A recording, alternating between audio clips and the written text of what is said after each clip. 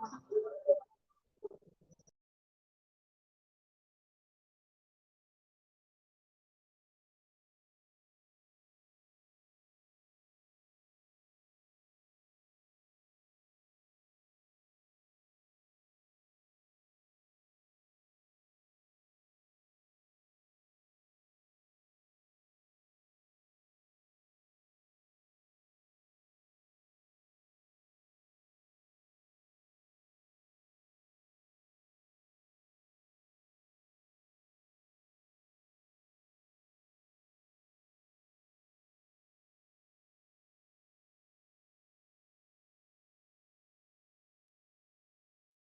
Andrés, ¿estás ahí?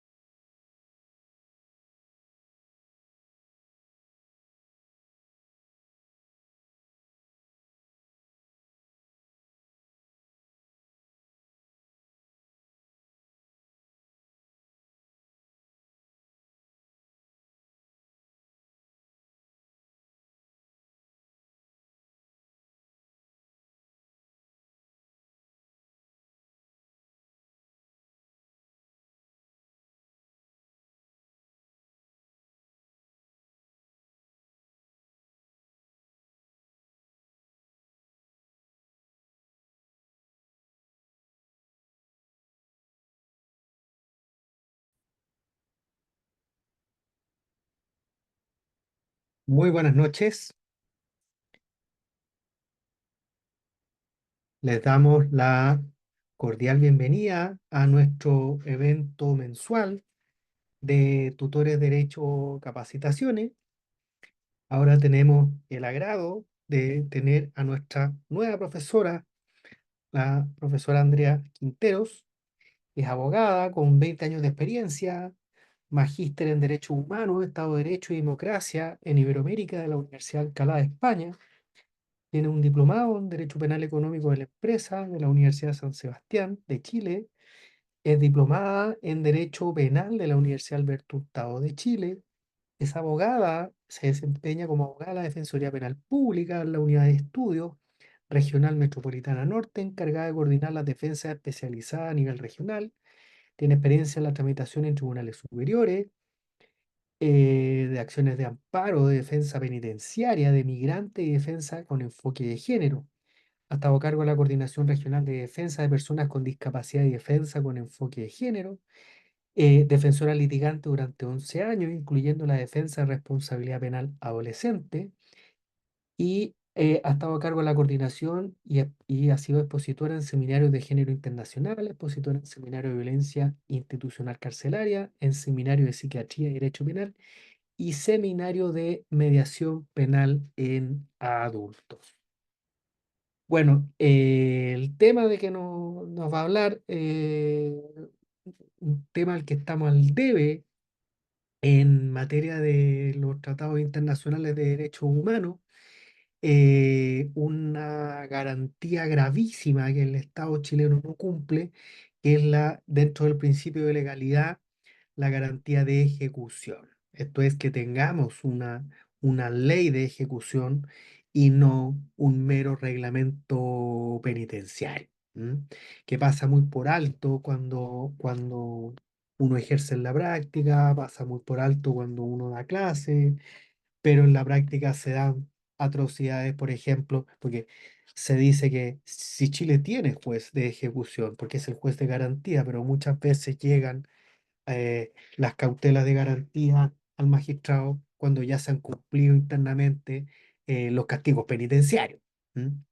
A modo de ejemplo, estoy dando luces de cosas que yo he visto en la práctica.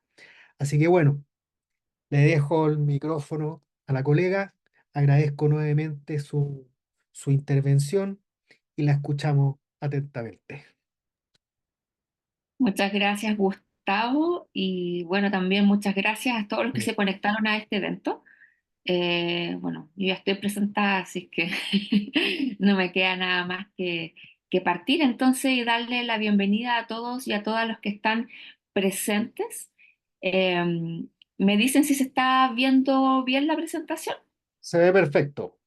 Excelente. Entonces, bueno, como estaba introduciendo Gustavo, efectivamente, una de las grandes áreas en las que tenemos un debe como Estado es precisamente el área de la ejecución de la pena. Entonces, cuando ya estamos frente a una persona dentro del ámbito penal en la cual ha sido condenado y debe cumplir esa pena, ya sea privativa o restrictiva de libertad, ya sea en la cárcel o bajo una medida de una pena sustitutiva. ¿Ya?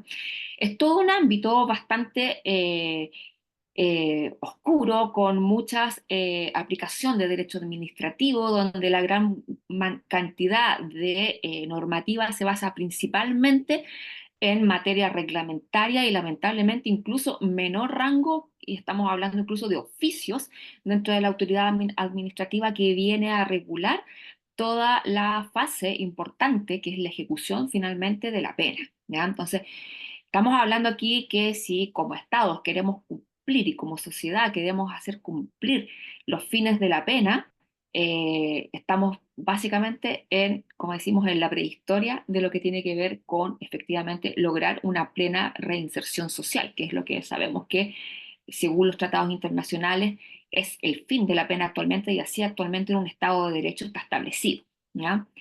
En Chile, a modo como ya de recalcar la idea, efectivamente no tenemos una consagración ni constitucional ni legal tampoco de cuál sería el fin de la pena. Lo único que tenemos actualmente es en un reglamento, que es el reglamento penitenciario, que nos establece que la actividad penitenciaria, entre otras funciones, tiene como función la reinserción social, y ese es su fin, ¿ya? Y entonces nos encontramos frente a este panorama que ahí decir que efectivamente hay instituciones como la Defensoría Penal Pública que ha estado siempre eh, desde el año 2007 partió, perdón, 2017 que partió con un proyecto que tenía que ver con la defensa penitenciaria. Entonces se aboca a especializar a abogados que van a estar pendientes y están, en este caso, representando a las personas que se encuentran privadas de libertad en un centro penitenciario, ¿ya? Y aquí es donde empieza finalmente a tensionar el sistema, porque efectivamente, así como también partió con la especialización de la responsabilidad penal adolescente, se empezó la práctica a conllevar que en las audiencias actuales de garantía, como decía Gustavo que él puede ver, se encuentra uno con debates en los cuales efectivamente uno echa de menos la especialización de los actores, en este caso estamos más refiriéndose a la judicatura y por cierto, la otra parte ni siquiera, a veces ni siquiera concurre a las audiencias, estamos hablando del Ministerio Público, ¿ya? Entonces aquí la Defensoría entra a tensionar el sistema y empieza con la especialización de sus funcionarios, de sus abogados y defensores y defensoras, a plantear argumentos que tienen que ver más bien con tratados internacionales, con la poca normativa que tenemos en Chile y en definitiva pone, por cierto no es la única institución, aquí hay muchas también ONG y otras instituciones que están poniendo sobre la mesa la necesidad de poner en Chile una ley de ejecuciones. Por cierto, también todos los estudios, los libros y diferentes recomendaciones internacionales también de observadores, en este caso, recomendaciones que hacen a nivel internacional los organismos y las instituciones que están encargadas de velar por el cumplimiento de la Convención Internacional de Derechos Humanos, Iberoamericana de Derechos Humanos, también que están, en este caso, los relatores especiales han señalado que Chile tiene este debe, ¿ya? Como les señalaba entonces, no hay consagración ni constitucional, ni tampoco una consagración legal del fin de la pena, sino que estamos bien, más bien con una suerte de normativa administrativa que está dispersa por muchos lados, pero no, en este caso, en un cuerpo legal, ¿ya? Lo que ya debería llamar la atención, porque estamos hablando que uno ve que hay una privación de libertad, hay una restricción de derechos que está autorizada por la ley, pero al interior de las cárceles sabemos que se dan muchas otras vulneraciones que son restrictivas e incluso pueden llegar a ser vulneratorias de derechos y que en definitiva no hay una, de a poco se ha ido creando una jurisprudencia que nos está diciendo que tiene que haber un control, por cierto, como lo señala la misma Constitución y los tratados internacionales, que ese control de estas vulneraciones o restricciones de derechos tiene que ser por medio de una ley, ¿ya? Y no con una norma de rango inferior. Eh, y para entrar ya, esta es una pequeña introducción de cuál es la problemática y cuál es la temática, ¿ya? Entonces, este debe que tiene el Estado de Chile. Eh, Haciendo eco entonces, y por cierto, porque la realidad en definitiva actual de los niveles de encarcelamiento que existen en Chile y en Latinoamérica, y el hacinamiento al interior de las cárceles, nos lleva a esta realidad, que efectivamente tenemos a un alto número de personas que están cumpliendo penas al interior de las cárceles o incluso lamentablemente tenemos al día de hoy personas que están en prisión preventiva y la tasa de prisión preventiva está siendo casi al mismo nivel de antes de la reforma, esto es que están en prisión preventiva por más tiempo de lo esperado y que el nivel de encarcelamiento de estas personas es casi igual al nivel de encarcelamiento de los que están ya cumpliendo una condena. En el caso de las mujeres es mucho más abismante, ya que efectivamente el número de mujeres en prisión preventiva es casi a la par con el porcentaje de mujeres que están cumpliendo una condena en nuestras cárceles. Entonces existe un serio problema y que ustedes lo pueden ver al día de hoy, que esto también va a repercutir en seguridad, ¿ya? Ustedes ven en las noticias, se está viendo actualmente cómo se están dictando o se están viendo qué medidas pueden tomarse para la seguridad. y uno de los ejes centrales de estas medidas de seguridad tiene que ver con las cárceles. ¿Ya? Se anunció hace poco la creación de una nueva cárcel de alta seguridad, y así, efectivamente, todas las medidas que estamos escuchando hablan de un, por cierto, punitivismo penal exagerado, exacerbado, y nos enfrentamos frente a esta situación de personas que cada vez más van a ser y van a seguir estando mayores tiempos también encarceladas, ¿ya? Aumentar las penas también, por cierto. Entonces, frente a esta realidad, se está tramitando hace ya algún tiempo, y aquí les pongo cuál es la tramitación, ya porque es un proyecto de ley lo que tenemos al día de hoy, ya. Tenemos el boletín número 12.213-2007, el cual se ingresa a la Cámara de Diputados por medio de una moción, en la cual su objeto es establecer un control jurisdiccional de la ejecución de las penas y las medidas de seguridad, ¿ya? Este es el objeto de este proyecto que está en tramitación al día de hoy en nuestro Congreso. Y esto es importante porque ya nos está dando la primer objeto y lo primero que esta ley eventualmente quiere realizar, y que es efectivamente lo que nosotros deberíamos esperar, que existiera un control jurisdiccional y no un control administrativo sobre la ejecución de las penas.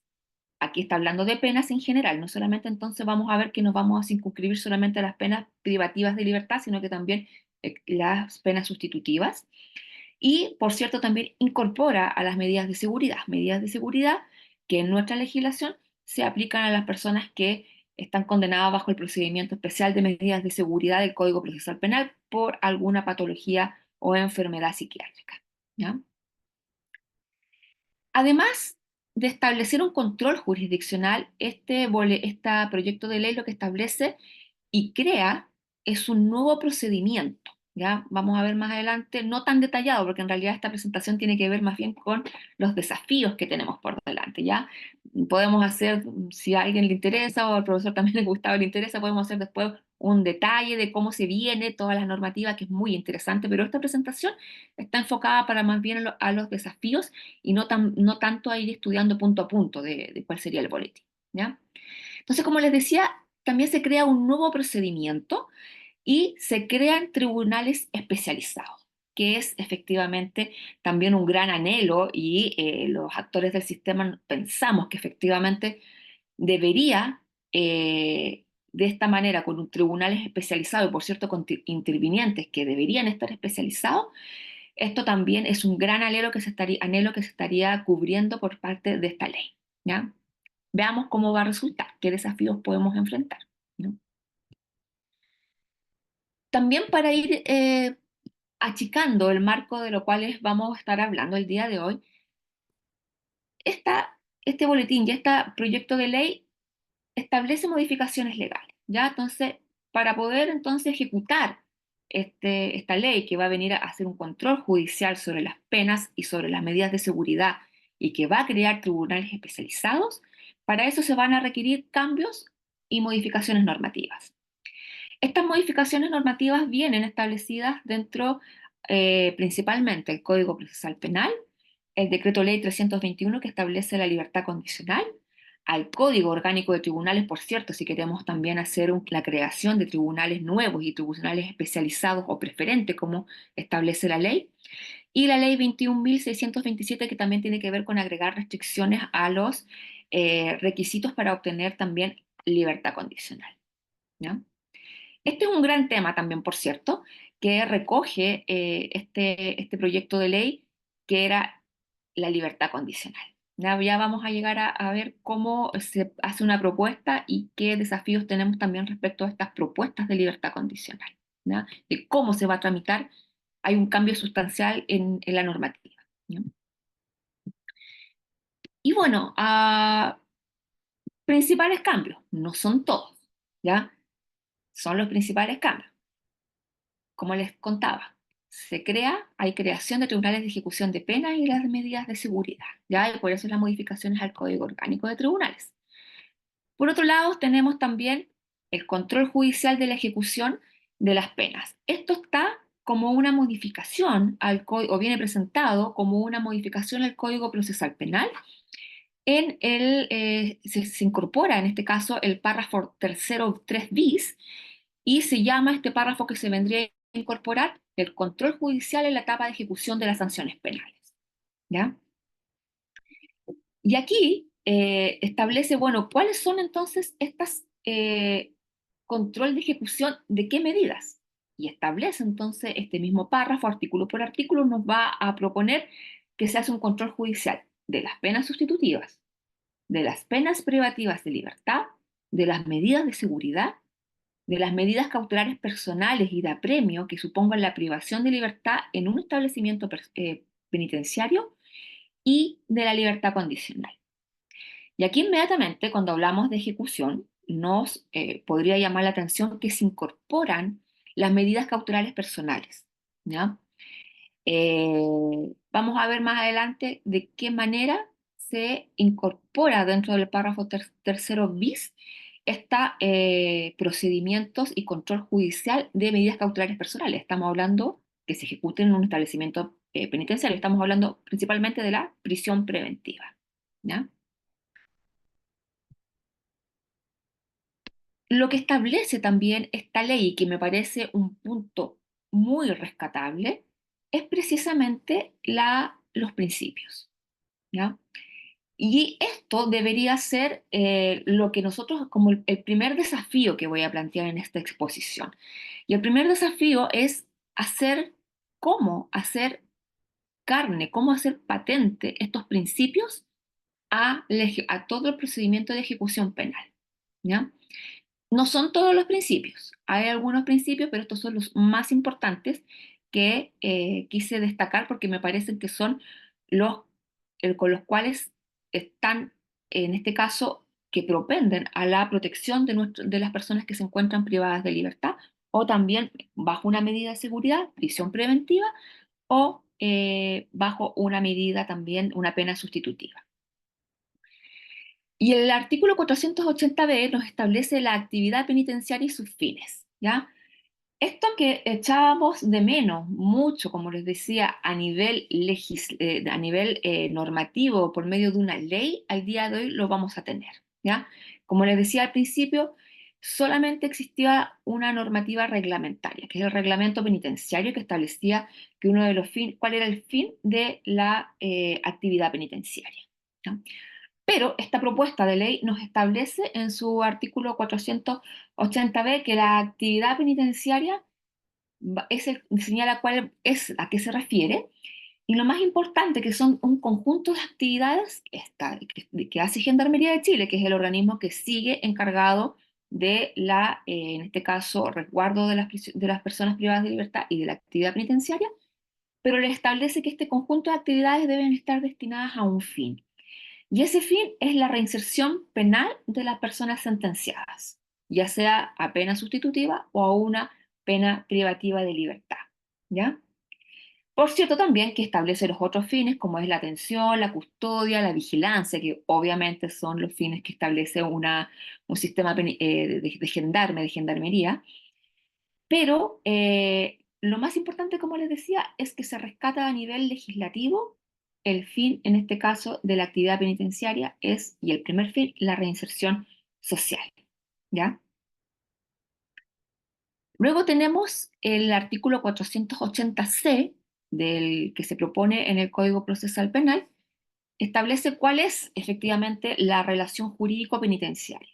Y nos dice que las personas que se encuentran privadas de libertad son titulares de derechos fundamentales garantizados por la Constitución y en los tratados internacionales ratificados por Chile y que se encuentran vigentes, ¿ya? Y que en el ejercicio de esta actividad la administración penitenciaria va a velar por el respeto irrestricto de los derechos fundamentales de las personas que se encuentran bajo su custodia y vigilancia, ¿ya? Salvo las restricciones que su ejercicio sean consecuencia de sanciones legales o inherentes o incidentales de estas. Particularmente, hace un hincapié aquí, pone una particularidad, o sea, le da una doble protección o una protección más bien reforzada, a que se va a velar por el respeto a la vida, a la integridad física y psíquica de la persona y la salud de las personas que se encuentran privadas de libertad. A continuación, señala que la administración penitenciaria deberá orientar su actividad a la generación, mantención y fortalecimiento de los vínculos familiares y sociales de las personas privadas de libertad. Con estos dos artículos, ya veo que tenemos una cantidad de desafíos, y eso que estamos hablando de dos principios, todavía no vamos a seguir avanzando. Aquí ya tenemos dos grandes desafíos al momento de cómo se va a implementar esta normativa. Primero, como les decía, esto está todavía en tramitación. Por lo tanto, lo que esperaría es que se mantenga la redacción, por lo menos, o como están planteados estos principios importantísimos al día de hoy.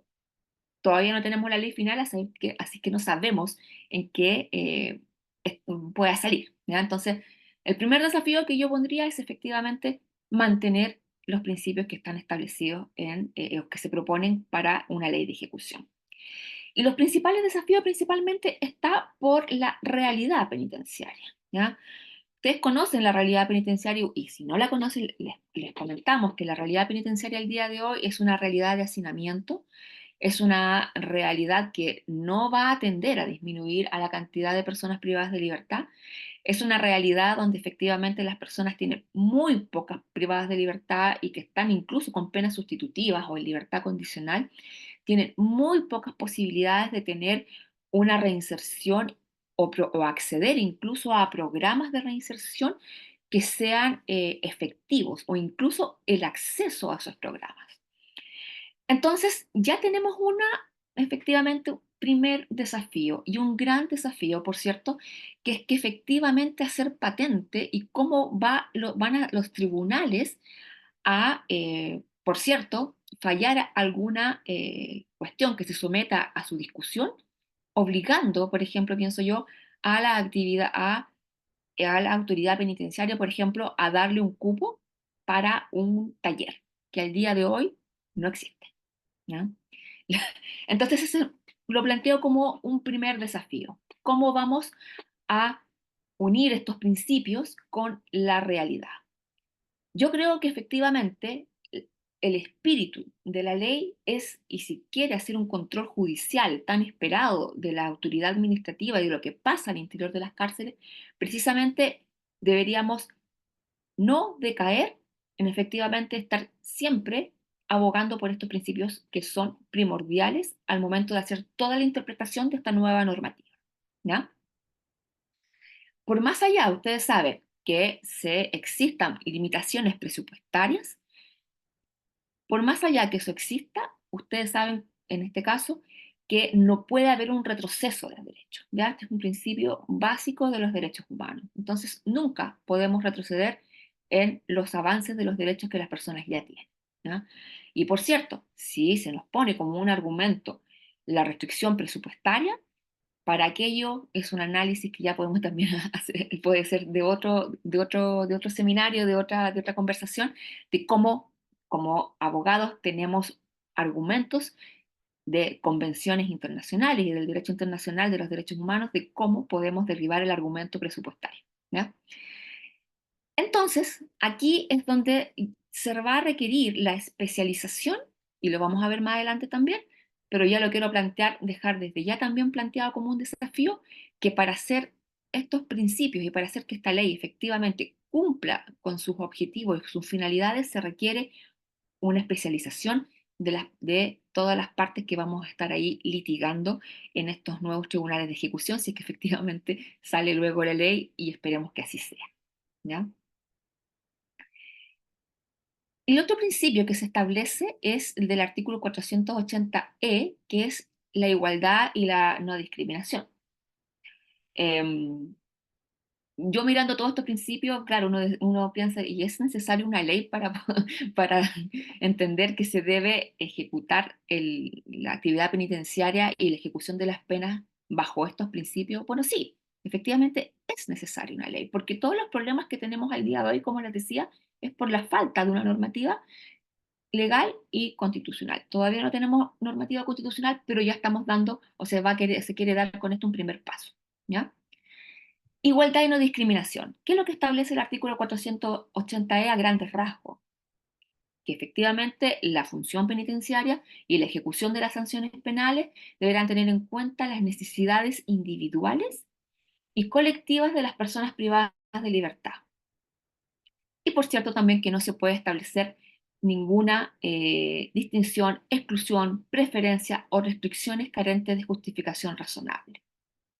Y hace aquí un reenvío que me parece que es bastante importante a la ley contra la discriminación, en las cuales también se pueden establecer medidas, ¿ya? Entonces, como vemos aquí, en la medida que vamos avanzando en esta exposición, hay bastantes temas que requieren una especialización eh, bien particular que tiene que ver con la etapa de ejecución, ¿ya? Y aquí también es importante lo que el párrafo a continuación se señala, porque es vamos a hablar aquí de las personas sujetas a detención o prisión preventiva, en las cuales este artículo, que yo espero que se mantenga, en la cual este inciso, perdón, del artículo 480E, que señala que las personas que están sujetas a detención o prisión preventiva podrán acceder a actividades educativas, formativas, deportivas, culturales, éticas y espirituales que se lleven a cabo en el establecimiento penitenciario y a los servicios de salud, ¿ya?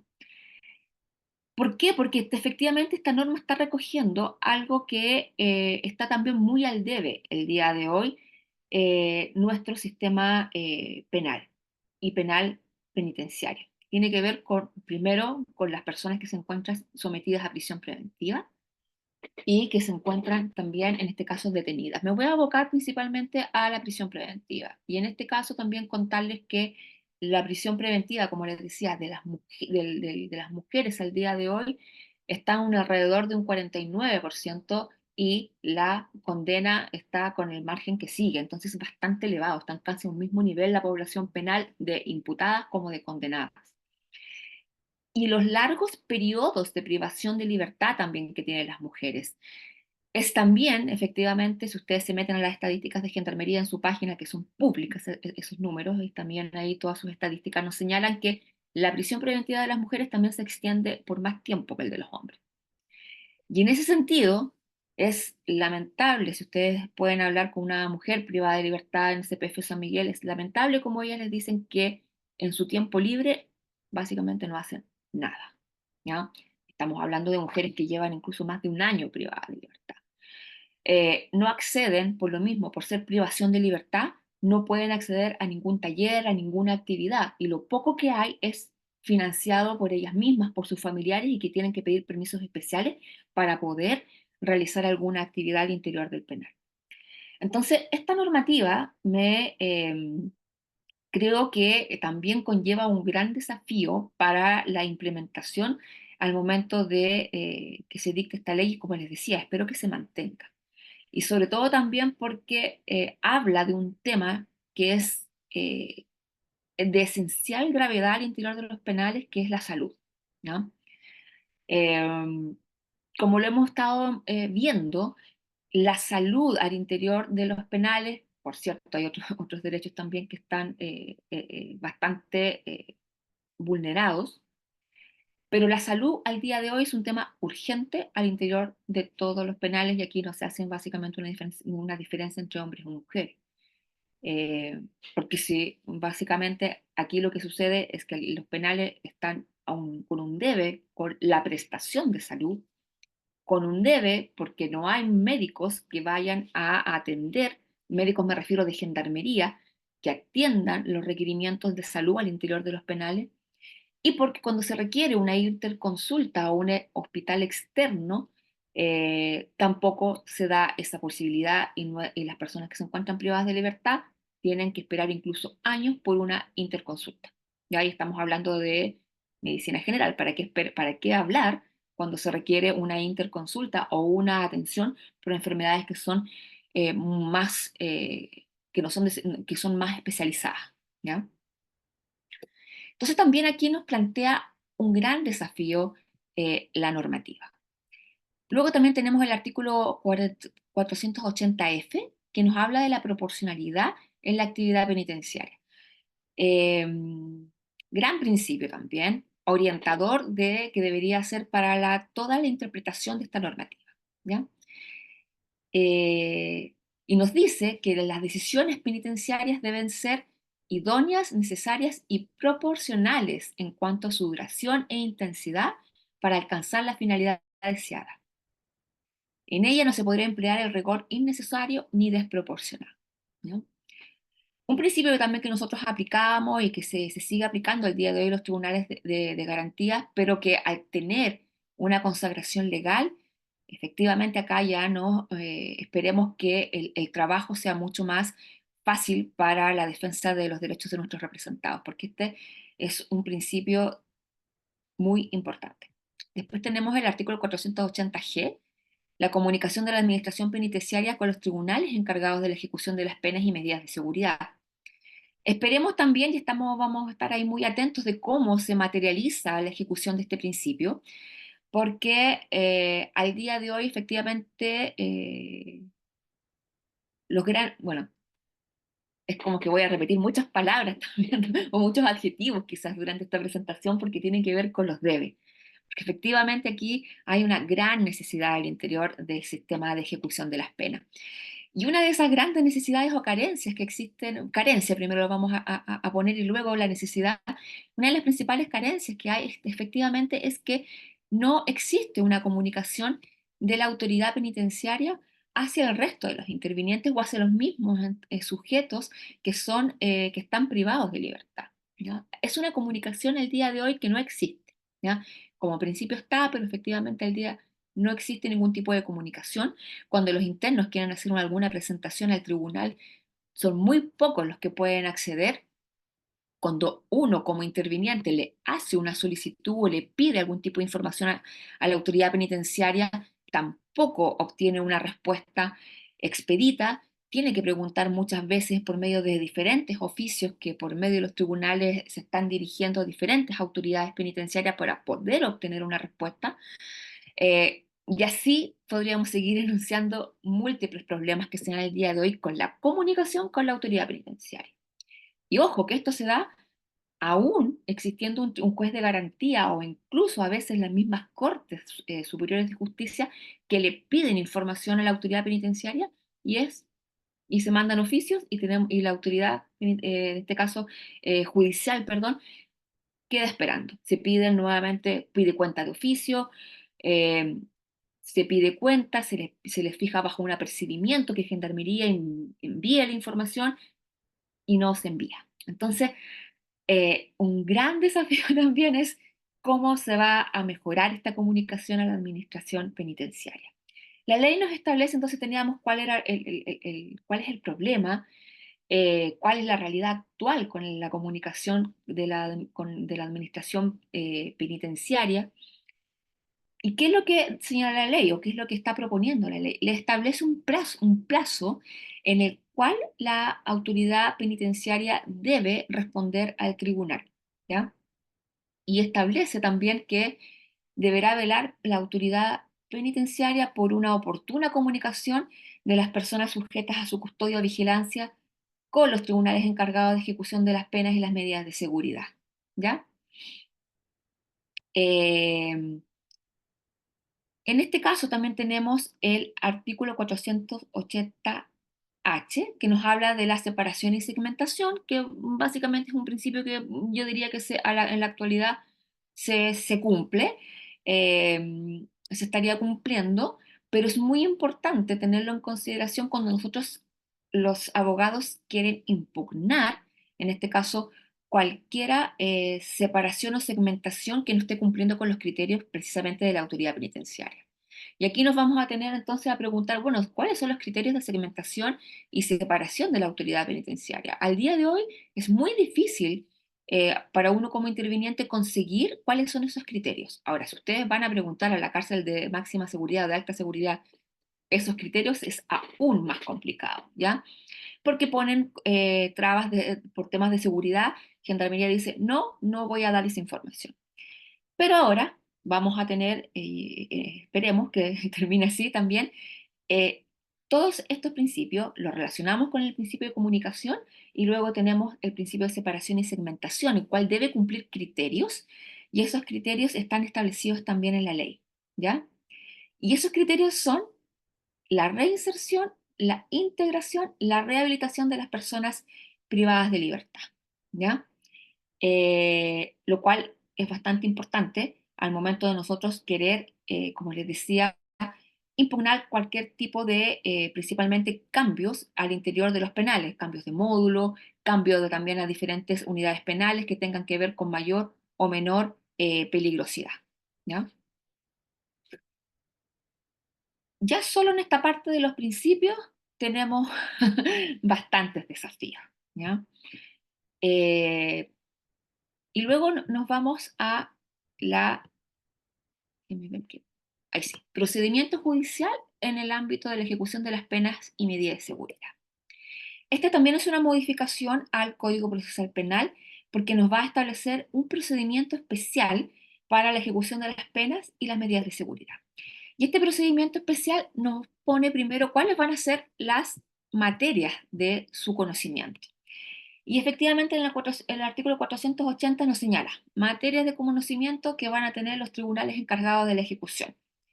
Y dice, del, tenemos del incumplimiento, revocación e intensificación, reemplazo y de las reclamaciones respecto de cualquier otro asunto o cuestión que se suscite durante la ejecución de las penas sustitutivas.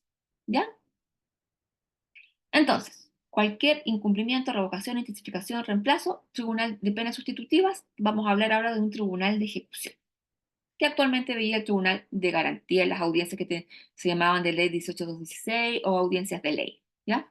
Esto va a ser, sí o sí, eh, a cargo de estos procedimientos, de este procedimiento y de los tribunales especiales de ejecución. O preferente. Vamos a ver más adelante que en algunas comunas no van a haber tribunales especiales, sino que van a ser simplemente preferentes, ¿ya? La otra materia que se sujeta a este procedimiento especial y a un tribunal de ejecución es la concesión, denegación y revocación de la libertad condicional. Eh, Se saca entonces de la Comisión de Libertad Condicional esta materia y se envía a los tribunales de ejecución en un procedimiento especial que también está regulado en el Código Procesal Penal. ¿Qué más van a ver los tribunales de ejecución? Solicitudes, reclamos, recursos interpuestos por las personas privadas de libertad en contra de las decisiones, las medidas, actuaciones de la administración penitenciaria que las afecten y siempre que cumplan con el requisito establecido en el artículo siguiente, ¿ya? Especialmente se conocerá la reclamación en contra de sanciones disciplinarias. Esto también señala sin perjuicio de las otras acciones que queden, sobre todo establecidas en la Constitución Política de la República de Chile. Entonces tenemos solicitudes, reclamos, recursos que sean interpuestos por las personas privadas de libertad y especialmente las reclamaciones disciplinarias. Un gran tema también que existía un ámbito muy difuso de cómo debían conocerse, de qué manera, y la práctica nos llevó a utilizar las medidas generales del Código Procesal Penal como cautelas de garantía o en este caso también principalmente cautelas de garantía, ¿ya? O amparos ante juez de garantía, pero principalmente cautelas, ¿ya? Al día de hoy tenemos el Tribunal de Ejecución y que lo somete a este procedimiento judicial de control de la actividad penitenciaria o de la ejecución de la pena como una materia propia de su conocimiento. ¿Qué más? Reclamaciones que se efectúen en relación a la procedencia de la reducción de los tiempos de condena. Ya, entonces también todo lo que tenga que ver con la ley 19.856 de reducción de condena también va a ser, en este caso, pasa y sale de la autoridad administrativa y de la autoridad, en este caso también eh, ministerial, administrativa, en este caso, el juez de ejecución penal. Va a conocer también de la ejecución y cesación de las medidas de seguridad. Aquí también especialización con las personas que se encuentran condenadas por alguna medida de seguridad. Y aquí también va a ser el gran desafío cómo se especializa a los intervinientes y a los jueces en un tema tan sensible como es la ejecución y cese de los hospitales psiquiátricos, básicamente que el día de hoy se hacen cargo de la ejecución de las medidas de seguridad, ¿ya? Es todo un tema muy complejo, donde al día de hoy existe un déficit nuevamente, al igual que en salud y en salud mental existe un déficit abismante Por lo tanto, también aquí se va a crear también una tensión en el sistema y esperemos que sea así, porque al día de hoy, como les decía, hay una vulneración considerable de todos los derechos de las personas que se encuentran cumpliendo condenas y medidas de seguridad. También va a conocer de la concesión, denegación y revocación de los permisos de salida que se establecen en el reglamento penitenciario. Esto no cambia, se establece en el reglamento penitenciario, pero la concesión, denegación y revocación va a ser objeto también de control judicial. Este procedimiento judicial establece una tramitación, una reclamación previa, ¿ya? Lean el artículo dentro de esto y a mí me parece que esta reclamación previa lo voy a plantear también como un gran desafío porque a mí como opinión me parece que lo que va a hacer es poner un obstáculo a que las personas puedan ejercer su derecho efectivamente a hacer peticiones a la autoridad. Es un obstáculo también a la protección en los derechos de las personas, eh, porque efectivamente le exige al propio afectado que ejerza una reclamación previa para llegar a este procedimiento judicial, a este control judicial.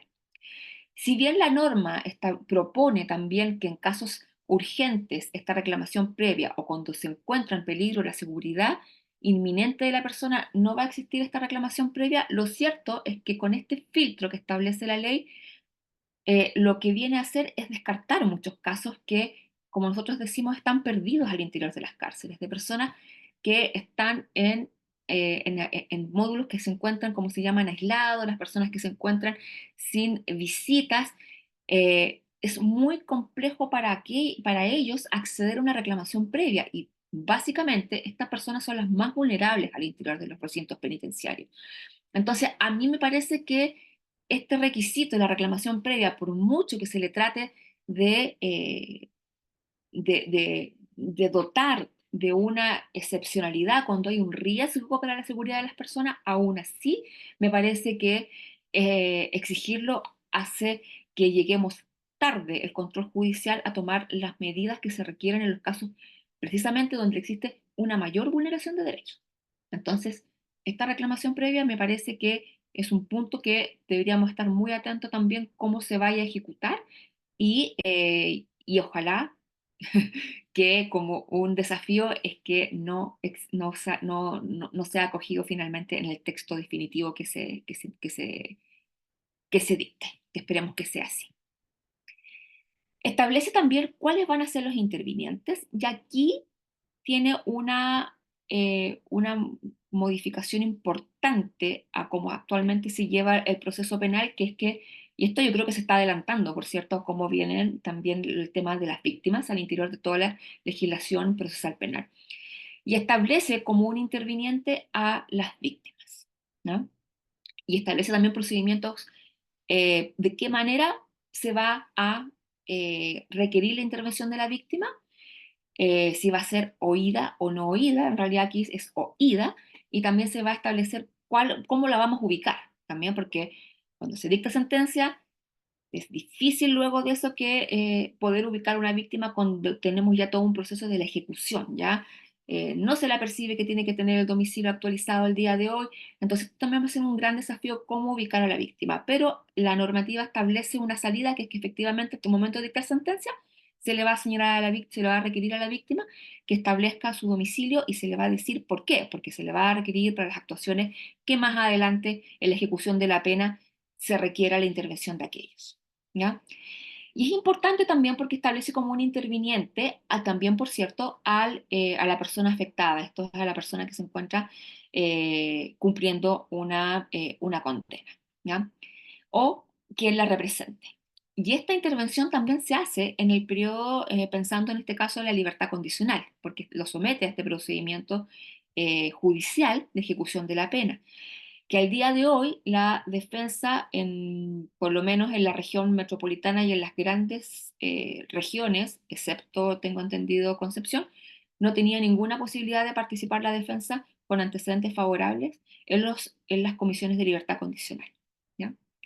Nos establece también todo un procedimiento de tramitación, cómo se van a tramitar este procedimiento, como le estaba contando, de control judicial, ¿ya? Establece actuaciones de oficio también para el tribunal, medidas provisionales también en caso que exista una denuncia y que la persona solicite una medida provisional de seguridad o que se requiera resolver antes de la tramitación y la sentencia final que se dicte en este procedimiento judicial de ejecución de la pena, ¿ya?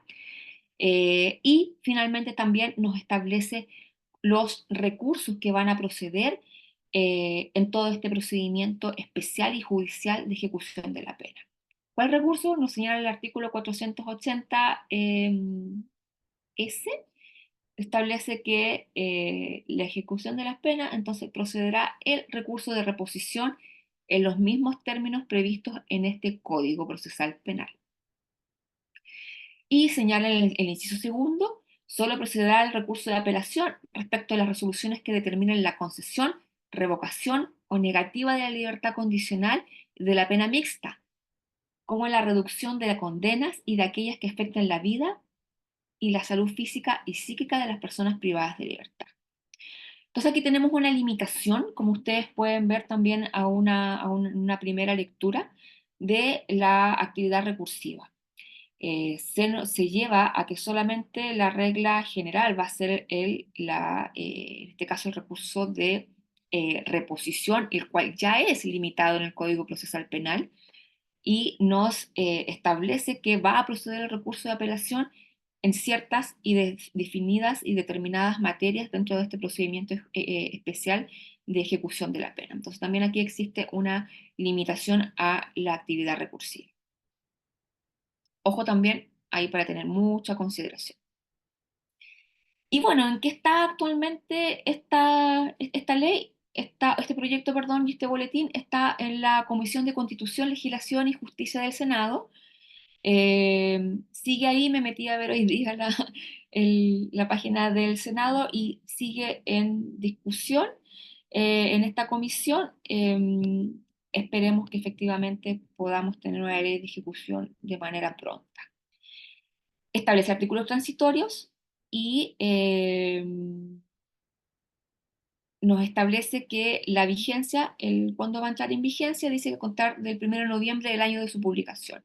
Y por cierto, también el artículo 2, también para que lo tengan presente, establece una implementación gradual por todos los cambios que tienen que hacerse a los tribunales de justicia, ¿ya? Y como les decía, van a haber tribunales que van a ser especializados y se crean nuevos tribunales, y en otros casos, dependiendo de la región, simplemente se van a agregar salas preferentes que conozcan y con jueces especializados que van a conocer de todas las audiencias que se hagan en este procedimiento de ejecución. Para ir ya finalizando, a las ya reflexiones o las ya desafíos que he planteado durante toda la exposición, está finalmente señalar que seguimos con el déficit que tenemos de una falta de consagración constitucional de la reinserción social como finalidad de la pena y de la labor penitenciaria, ¿ya? Pero damos un paso, ¿ya? Eh, bueno, esto lo tenía también que al día de hoy seguimos con una falta de ley y unos tribunales de ejecución porque no sabemos cómo va a salir finalmente la implementación de lo que se está proponiendo al día de hoy o lo que está en tramitación. Y como una gran también desafío va a ser porque al día de hoy existe una escasa especialización de la de la judicatura en los temas penitenciarios, ¿ya?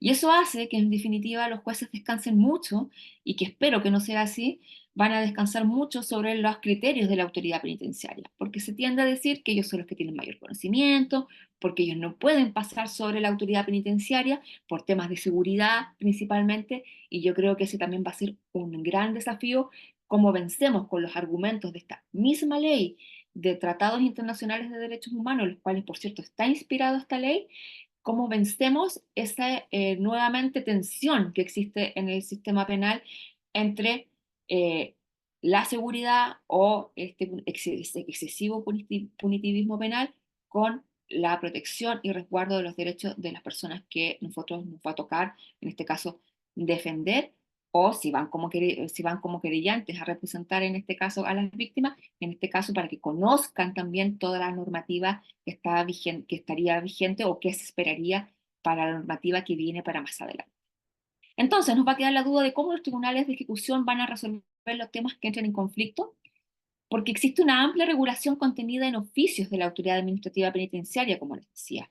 Entonces nos va a quedar la duda qué criterios van a usar cuando se entre en conflicto con entre ambas normativas. Ahora, para mí, obviamente, es clara la solución, la ley es la que tiene la preferencia, el principio de reserva penal, como les decía. Les cito también, por cierto, acá, bueno, España tiene un gran desarrollo con los temas de ejecución y de la privación de libertad del Tribunal Constitucional Español, que efectivamente señala que la restricción del ejercicio de los derechos fundamentales necesita encontrar una causa específica y un hecho y la razón que justifica debe explicarse con el fin de que los destinatarios conozcan las razones por las cuales su derecho se sacrificó.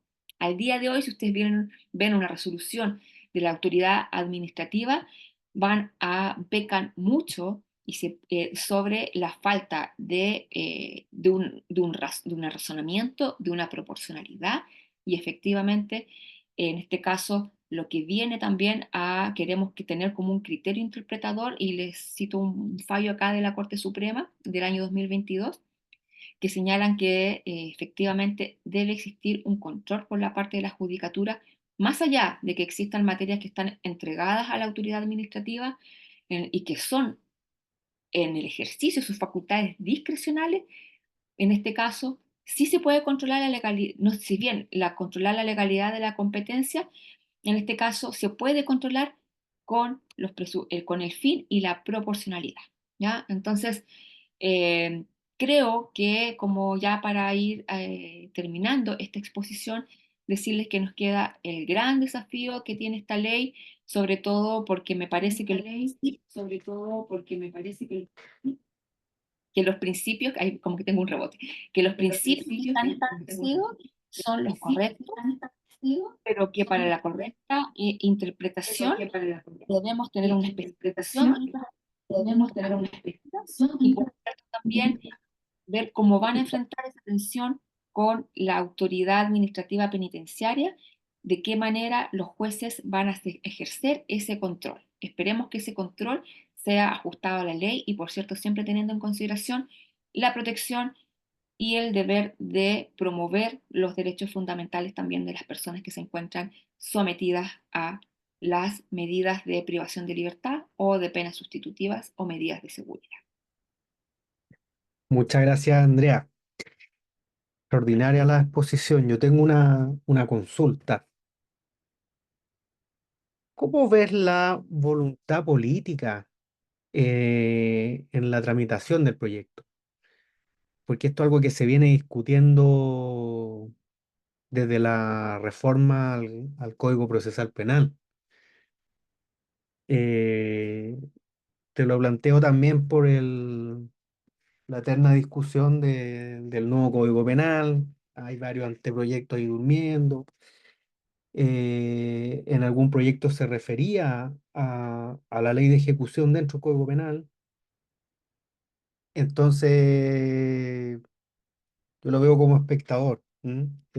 ¿Cómo ves tú la voluntad política de que esto vaya finalmente a plasmarse? Porque es un proyecto que si bien es cierto avanzado, eh, sabemos que en la práctica siempre hay muchos que se quedan trabados largamente por años, digamos. ¿M? Entonces, ¿cómo ves tú eso? Sí, la voluntad política yo la veo que al día de hoy, así como está propuesta esta ley, obviamente creo que no tiene ninguna importancia dentro, digamos, de la agenda legislativa que podría requerir de otras tramitaciones más importantes, como alguien podría decir precisamente, en todo lo que tiene que ver con la nueva agenda que se ha creado de seguridad y también de protección a las víctimas. Yo creo que ojalá que salga luego, como decía esta ley, pero yo creo que va a perder la importancia desde el momento que por lo que se ve de la coyuntura política, debería tener preferencia en la dictación y en darle urgencia a otro tipo de normativas. Por otro lado, yo creo que esta es una buena ley porque viene a hacerse cargo y yo creo que debería ser parte, y creo que el discurso, si yo fuera política, el discurso que podría plantear es que se hace cargo de una realidad y lo lleva a una judicatura, se hace cargo de una realidad la cual la autoridad penitenciaria está totalmente desbordada, ¿no? Y no puede hacerse cargo de cumplir efectivamente con, por ejemplo, la libertad condicional, ¿ya? Al día de hoy, las personas que postulan la libertad condicional, por decir algo en Santiago Sur, deben ser más de 1.200 personas, lo cual impide de todas maneras a que la autoridad penitenciaria pueda incluso hacer la evaluación completa de todas esas personas. Y eso genera que efectivamente existan o que políticamente se pueda ver que hay muchos errores, tenemos, hoy mira, esta persona que quedó en libertad y está con libertad condicional y su informe era bueno o era malo o tenía un buen informe, no, y siempre está cuestionado de cómo la autoridad penitenciaria puede emitir ciertos informes. Entonces aquí, por lo menos, eh, se reduce bastante la libertad condicional, eh, con ya obviamente todas las otras leyes, se reduce también la posibilidad de acceder a ella porque establece que si la persona no se le da la libertad condicional en este procedimiento especial, no puede volver a postular hasta 6 meses más, ¿ya? Actualmente la persona que la comisión se le rechaza la libertad condicional no tiene ningún inconveniente de postular dentro del mismo año, o sea, son 2 postulaciones al año, entonces ella puede postular al siguiente periodo, o sea, postula 2 veces al año. Si bien es un poco lo mismo, pero aún así establece requisitos que son más, más restrictivos, ¿ya? Y por cierto, que lo entrega a una judicatura. ¿Cuál es el peligro? Que siempre también políticamente se señala que los jueces no, este juez dejó libre este otro juez dejó libre este otro. Eh, Entonces también ahí siempre debemos estar políticamente con el miedo o bueno, más que bien con el miedo, con la tendencia a quitarles a los jueces cada vez más atribuciones de su función jurisdiccional y entregárselas, por cierto, o a las policías o al Ministerio Público u otros agentes. Em, Así es que yo espero que efectivamente esta ley pueda salir luego, pero no la veo tan en el próximo tiempo. Pero sí me parece importante para los efectos de desde ya poder ir viendo cuáles son los principios y hacia dónde debería ir, cuál sería en este caso, cómo debería tratarse el tema penitenciario. Es complejo por la autoridad, o sea, por cómo se están llevando la realidad del día de hoy penal, pero, pero yo creo que de alguna manera puede ser bien, de alguna manera, entre comillas, vendida esta ley, porque se hace cargo finalmente de una materia que está en tierra de nadie. Perfecto. ¿Alguno de los presentes tiene alguna consulta, observación?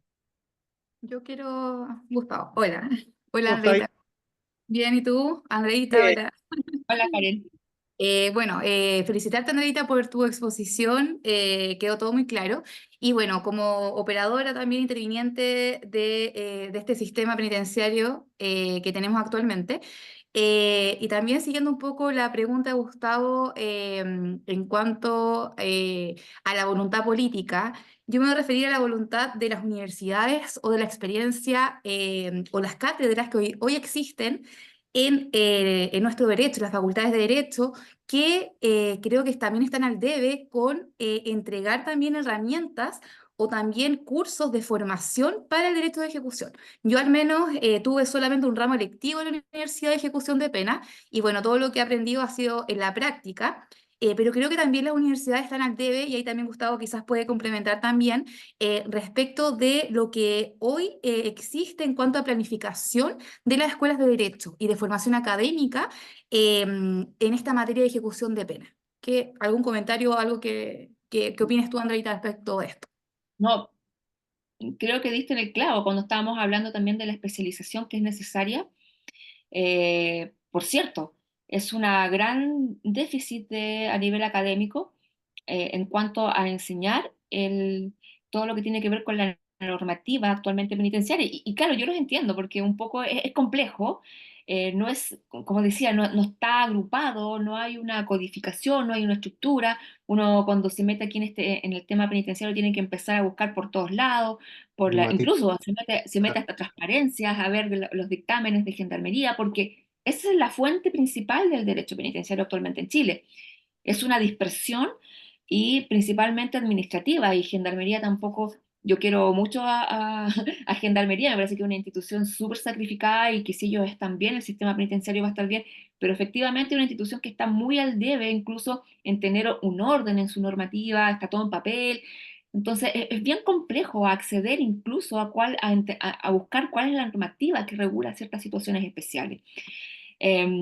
Como te digo, no quiero quitarle responsabilidad, por cierto, a la cátedra con esto, pero me parece un trabajo que hay que hacer, y que todo porque es muy importante, porque vamos a tener a muchas personas en la etapa de ejecución, ya sea como víctimas, porque se les está dando una posibilidad muy importante de participar, y también a personas que, por cierto, que se encuentran privadas de libertad. Y Y por ojo lo también, mismo, que aquí se nos claro, abre el ámbito también a las penas sustitutivas también. Y entonces no vamos a hablar solamente pensar a la persona que es multireincidente, que está preso, no, también pensemos en ese amigo, colega que nos llama por teléfono y que la típica, lamentablemente, manejo en estado de ebriedad o un cuasi delito de lesiones, también va a tener que someterse a la autoridad administrativa penitenciaria o de gendarmería, y es todo un tema. O sea, los delegados de libertad de penas sustitutivas también ya no dan abasto. Entonces, muy importante hacerse cargo y que la cátedra también se haga cargo de este tema. por lo mismo, aprovechemos de comunicar a Andreita que estás grabando los cursos para tutores de derechos sobre precisamente ejecución y pena sustitutiva. Sí, así es. Así que ahí tenemos todo un tema muy importante, y que, como ya sabemos, la especialización, en la medida que nosotros nos vamos haciendo especialistas en algunos temas, vamos adquiriendo un plus como abogados. Nos vamos metiendo en un ámbito que yo creo, mirando a futuro, que cada vez más va a ser más demandado. Eh, y si en la medida que antes nos vayamos especializando, vamos a ser, por cierto, mucho más requeridos. Así que yo lo veo como un gran ámbito donde debemos enfocarnos, y por cierto también todos acá, los que estudiamos derecho, lo hacemos por una vocación y porque queremos defender los derechos de nuestros representados, y en ese sentido, este es el nicho donde hay más indefensión. Entonces, de verdad, las vulnerabilidades y donde están más abandonadas las personas del sistema, y también, ojo, también estoy hablando de las víctimas, son los lugares donde requieren más de la intervención de los abogados. Así que sí, cuando Y ahí la, sea el momento, los invitamos a todos a participar. sí, y la Karen es nuestra profesora directa, digamos, ya no presencial, ya es todo por Zoom. Sí, Pero así es. ella nos da los cursos directos de penitenciario en Defensoría Fiscalía y en los cursos de actualización. Y Para que los para tomen también ahí a los presentes. y claro, abrimos también en tutores la puerta para los cursos grabados. De ahí es donde está interviniendo Andrea. ¿Mm? Y les comento también que estamos grabando todo penal de la A hasta la Z en cursos, así que de a poquito van a ir saliendo. Pronto va a salir la parte especial que la está grabando este profesor. ¿Mm? Bueno, damos entonces cierre al evento. Nuevamente agradecer a nuestra profesora Andrea Quintero por su amabilidad, por transmitirnos su conocimiento, a los presentes por su participación. Y bueno, los dejo invitados para el evento que vamos a celebrar en agosto. Lo vamos a comunicar en forma oportuna a través de nuestras redes sociales, pero afortunadamente durante este año todos los meses hemos dado un evento gratuito porque nos creemos muy profundamente el tema de la vinculación con el medio. ¿M? Así que bueno, me despido, muy buenas noches y nuevamente les doy las gracias. Hasta luego. Muchas gracias, profesor. Gracias a usted. Hasta luego. Chao, Chao, Hasta chao. chao, luego. chao, chao, Andreita, que estén bien. Chao, chao.